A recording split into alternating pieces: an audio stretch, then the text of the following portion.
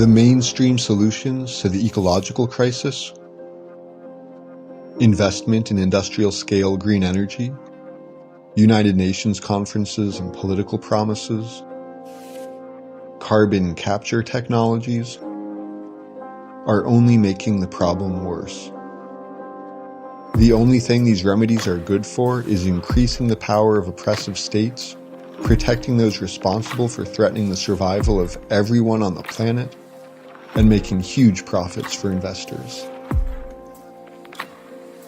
They teach us to ignore the real roots and the history of the problem. They teach us not to see how all these problems, borders, starvation, hurricanes, genocide, pollution, depression, police murders, racism, wildfires, surveillance, desertification, refugee camps, deforestation, are integrally connected. Why do people keep supporting these poisonous reforms? It's easy to. When you believe that the only alternative is far-right climate denialism and the undisputed dominance of big oil. But we want to let you in on a little secret. Realistic methods that get to the root of the problem are being put into practice all over the world. And they work. The revolution has already started.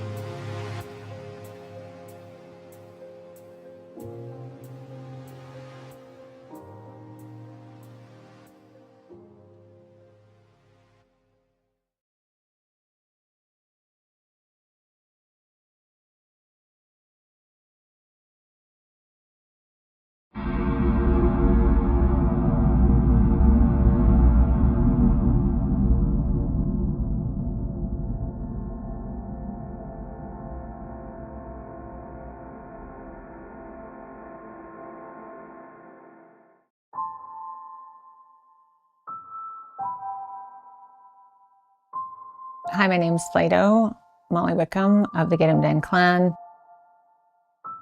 which is one of the clans of the Wet'suwet'en Nation that has been resisting multiple pipeline projects over the last decade in our territory in so-called Canada.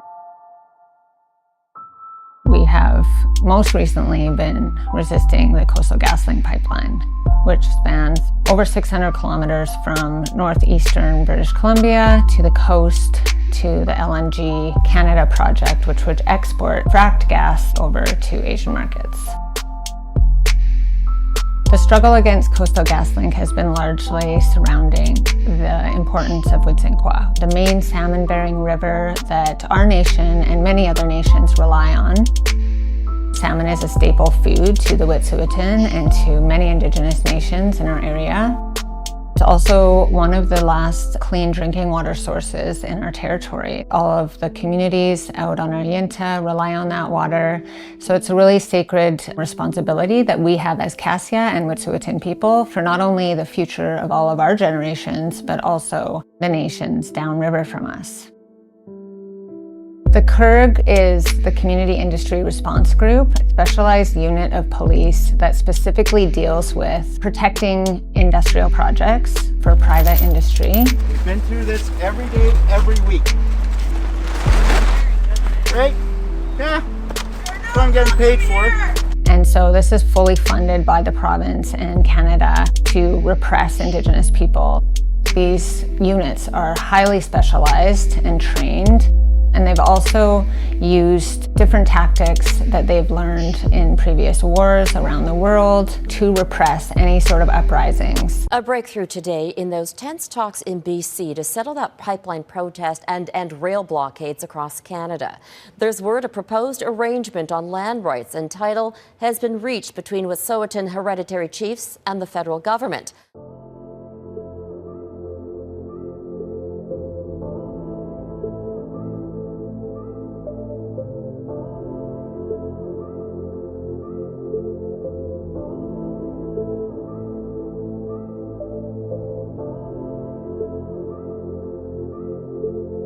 The injunctions must be obeyed. The barricades must come down. After Shut Down Canada, which was a coordinated effort all across so-called Canada by Indigenous nations and other allies and accomplices, The state brought forward an MOU to sign with the Wet'suwet'en, but it was really a tactic to try to remove the blockades, to try to get everybody to stand down, to try to encourage and divide Wet'suwet'en people into negotiating some of these projects and some of these issues where we've been standing firm for thousands of years, and in the past decade specifically, with multiple pipelines, some of which have come and gone and have never been built. Coastal GasLink is the first project that actually had so-called success, even though the amount of money that they had to put in was, over double what they had anticipated. Currently, Coastal GasLink is trying to double the capacity of the pipeline. And so we always knew that if one pipeline was to get through, then many more would follow. At one point, there were over a dozen that were proposed in the north, in the area that we live in. And so we know that we have to set the precedent. We have to fight as hard as we can in order to show the government and show the world that these are the things that are worth fighting for. The BC government, federal government, there will be no trucks on my territory. You will not destroy our rivers or creeks, because I don't stand on Crown land. I stand on our land. And by God, I will defend it. The Gidimt'en and the Wet'suwet'en have been ancient allies for thousands of years. They supported us in our struggle, and now they're facing the PRGT pipeline, which is owned by TC Energy, the same company that owns Coastal GasLink. And so we see what is coming. We've seen the state repression, we've seen the fallout of that and the impacts of that, the trauma, the criminalization. And so we're able to take those lessons and to share them. And I think that it's really important that we stand together and that we continue to fight as hard as we can so that this does not become the norm. We have to take a stand and say that we're not going to allow for these kinds of things to happen. We know what the consequences will be. Our ancestors have told us stories about what is to come in the future. And so we know that we have the responsibility to stop dead in its tracks the route that we're on towards the destruction of our entire planet.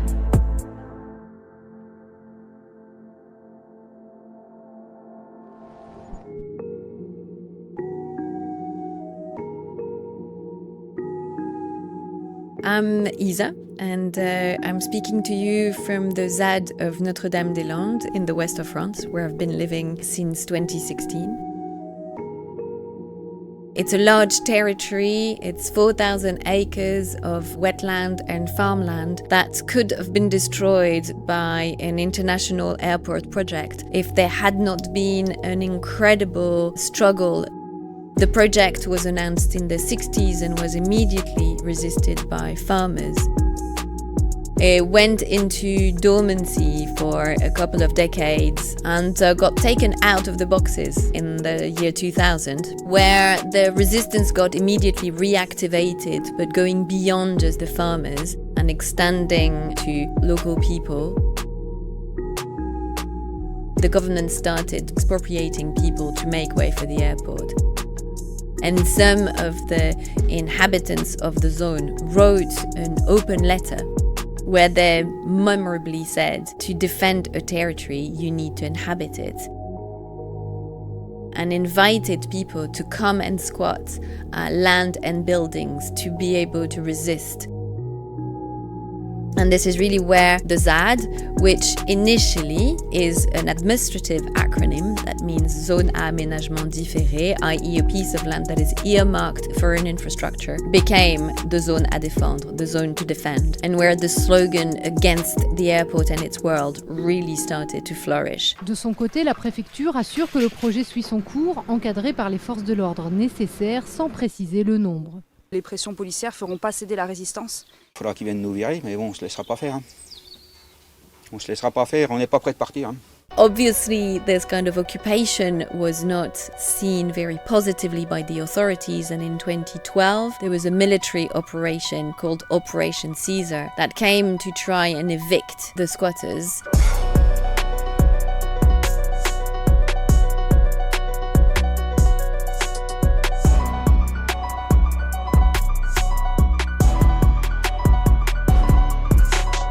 After 40,000 people rebuilt a hamlet in one weekend, and after the cops tried again to destroy that hamlet, the conflict really peaked. Because when 40,000 people turn up to build something, they're not going to let it be destroyed without fighting. And the resistance was so fierce, the cops withdrew for more than 6 years. And so it really became a laboratory where people could really see what it's like to live together and build the commons without cops, without planning permission, and with all the difficulties that it brings about to try to do this. In 2016, all the legal procedures that were still fighting the project got to term, and they all were lost. The struggle has actually lost 178 legal procedures, but still won the war. And so in 2016, 40,000 people came and brought a walking stick and planted it in the land of Notre-Dame-des-Landes, making a pledge that they would come back to pick up that stick if the authorities came back to build the airport. And so this kind of incredible mobilization led to January 2018, where the government announced that the airport would not be built because it was not possible, and announced in the same breath that those who were here illegally, i.e. all those who had come on the invitation of local people, would have to leave or be evicted. And so there was another wave of very violent evictions in April 2018. We were kind of forced into legalization, which created very, very intense debate and conflicts. A lot of people left the ZAD at that point. But today, about 180 people are still living here.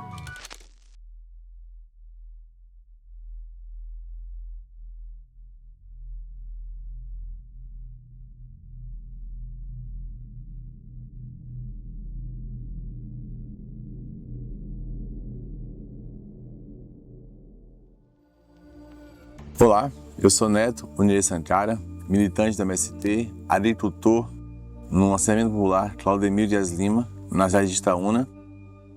Essa fazenda a gente ocupou em 2007, ficou abandonada por um período de 10 anos, a gente fez a ocupação.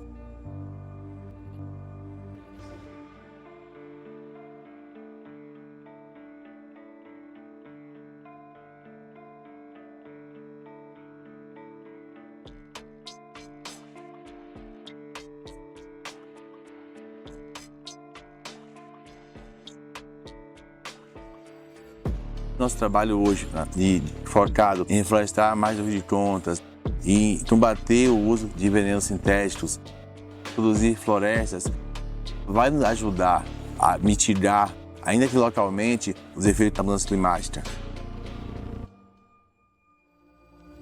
Hoje, a luta prioritária, mais imediata, é fazer a luta por terra se tornar a luta pela terra. A luta pela terra é a luta que vai garantir as condições de vida no planeta nesse período, ter condição de produzir alimentos saudáveis, alimentar a cidade, garantir soberania alimentar, ao passo que também constrói a mata nativa que foi depredada. E tudo isso tendo como horizonte o bem comum e que assim a gente possa sonhar com o futuro. Ainda mais nesse cenário hoje de catástrofe ambiental, que produzir está ficando cada vez mais difícil, a mudança climática vai matar, pela fome, muitas famílias na cidade. A gente precisa partir para o chão aonde a gente pisa e ter uma realidade que a gente reconhece. Só assim é possível intervir. Eu, enquanto um homem preto que mora no campo e luta por terra, não tenho condições de propor soluções para a luta na cidade. O que eu posso fazer é propor a tua experiência a partir do que eu faço. Mas só a cidade tem a capacidade de compreender se aquilo, de fato, é válido ali. A luta universitária, por exemplo, ela é necessária para todo o conjunto da sociedade. Tanto quem precisa de um espaço para morar, quanto quem está na cidade e precisa comprar comida. Sem a reforma agrária, sem esse processo de divisão da terra para produzir comida, essa comida ela vira uma mercadoria. E o preço dessa mercadoria vai ser dado pelo mercado. Porém, não há vontade do Estado de fazer isso, porque o Estado é o nosso maior inimigo. Ele é um aparato que representa os interesses dessa burguesia agrária, garantindo o direito de usar a terra como mercadoria e não produzir comida. O motivo para justificar a ocupação da terra é, além de produzir comida, barrar a destruição das condições de vida no planeta. É inocência você achar que no seu território, o seu paraíso particular tem a capacidade de garantir todo um processo mais amplo. A gente precisa contribuir nesse processo sendo inspiração. Apesar da desgraça que não certa, é possível ainda ter esperança porque tem gente fazendo.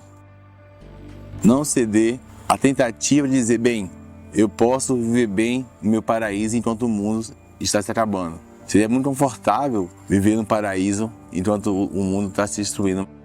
Mas, uma vez que o mundo está indo embora, não vai ter paraíso no dia seguinte. Mas se a gente conseguir juntar mais territórios, se conseguir inspirar a juventude, se a gente conseguir tomar terra, fazer a luta por terra, mobilizar mais gente, aí sim. Aí é possível reivindicar uma posição de, nós estamos fazendo algo capaz de pensar a possibilidade de um futuro soberano, de um futuro onde a vida é o patrimônio mais importante e ela é zelada enquanto um bem comum.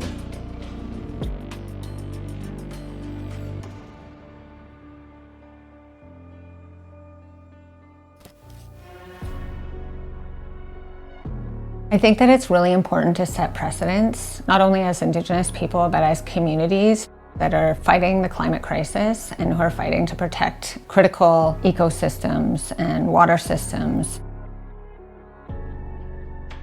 There is the need to defend life, to not let these ecocidal infrastructure projects take root. You know, this isn't just an Indigenous issue. Everybody is affected by it. Everybody has a responsibility for their own lives, the lives of all of their future generations, to put an end to, you know, this path that we're on to climate devastation. Nosso tempo, ele traz um desafio importante, que é, admitindo a urgência de fazer as coisas, compreender que é um processo que ele é lento.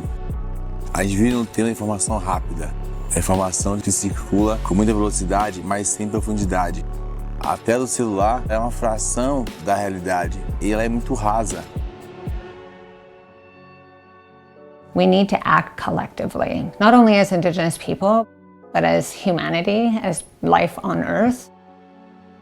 To really build what we call here a composition, i.e., how do you actually try to fight together without expecting, without demanding the other to become like you?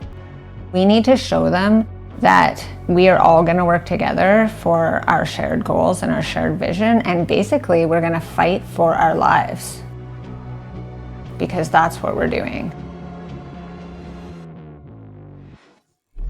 And so I think that it's really important to have a diversity of tactics, to understand really clearly what the state repression is going to be like, and to expect it, and to have long-term goals.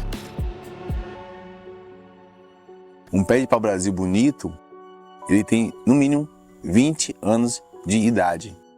Me parece que atualmente as pessoas perderam essa noção do tempo e perdeu também a compreensão de que ter as conquistas, de poder usufruir disso, requer trabalho, requer esforço, requer disciplina, requer comprometimento. This is a generational fight. So we need to start being more strategic around how we're going to be preventative, how we're going to occupy territories, how we're going to protect certain tracts of land and water, and how we're going to act for a collective vision of what we want this world to look like. E para quem vai construir os processos de luta na cidade ou no campo, olhe para o seu território de maneira honesta, sem o romantismo de que é tudo perfeito e sem o derrotismo de que está tudo perdido. Mas olhe para como ele é. Sempre pergunte o que é que eu posso fazer nesse território. Não projete a experiência ou desejo de você vir em outro território. O nosso horizonte, ele é o bem comum.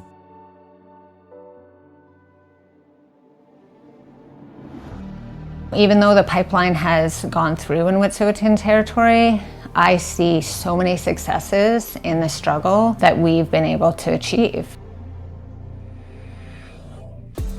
The capacity to remain standing and to build this kind of solidarity, I think, is what really gives hope to people that it's worth fighting, that it is not a time to give up, and that we can achieve victories, however messy, however imperfect, however partial they might be. And so it's really important for us to learn from these struggles. It's important for us to continue to struggle, to keep putting one foot in front of the other, because we're doing this not only for ourselves, but for everybody who relies on our water, everybody who relies on, a clean air. Hoje a gente vive nessa urgência porque o fim do mundo está chegando e talvez a gente não perceba que ao não se organizar para fazer coisas junto com outras pessoas, para articular processos, para ter a disciplina e o comprometimento com um caminho que é árduo, que é prazeroso também porque ele se transforma, você não tem nenhum direito de reivindicar futuro. One of the dimensions that gave true meaning to this struggle was the fact that it embodied the capacity to say no and to say yes at the same time. To say, we will not accept, we will fight this airport project, and we'll do it through being here and inventing new ways of inhabiting this territory. For us, it was really critical to struggle against Coastal GasLink because it is setting a precedent in our area and in the world about who has jurisdiction and the kinds of things that we want to protect for the future generations. This capacity to resist and to build in the same gesture really is the DNA of any kind of struggle that is deep and meaningful. And so I encourage people to take up that responsibility, because if we don't, then we won't have anything to say to our future generations when they are left with nothing.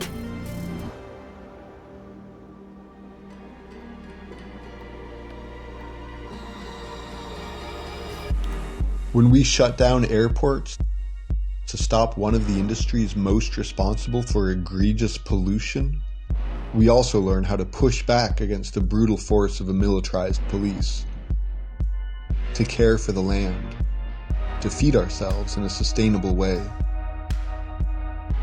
When we stop oil pipelines, we remember that the basis of this current society is invasion, theft, and genocide.